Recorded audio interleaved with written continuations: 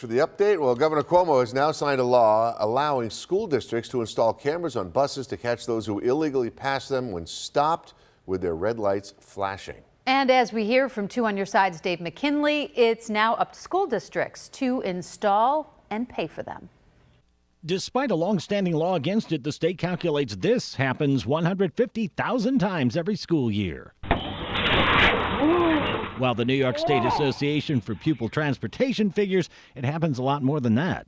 Every day we estimate 50,000 cars stop school buses illegally, endangering kids. That is an absolutely extraordinary amount of violations. Up till now, the only way to really get flagged for this was if it was witnessed by a cop or the driver got a plate number and a description of the driver and was willing to press charges. And they're too busy, managing the kids getting on and off the bus to do that. West of New York State Senator Tim Kennedy was the sponsor of the legislation that finally passed after 6 years, allowing school districts to install cameras on buses to catch the violators and then share the video with police. But while the law now allows schools to do this, it doesn't mandate it. Seems like they've got some decisions they have to make. Yeah, this is an opt-in program. I'm completely supportive of it.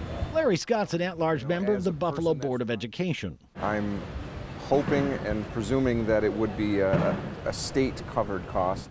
He'd assume wrong. The state will not supply or pay for the cameras. Instead, it'll be up to schools to either buy them or lease them from companies through either a straight fee or a split of ticket revenues or some such arrangement. In the 16 other states that have this program, there has been different ways that school districts and municipalities have contracted with the camera companies in order to make sure that this is a system that's working. But despite the potential complications, the expectation is that most school districts will do the right thing. Will really put the district in a position that they'll have to find the money because just one single incident that could have been prevented will be worth all the dollars that we could spend. Under the law, if a vehicle is caught on camera passing a stop bus, its owner can expect a $250 fine.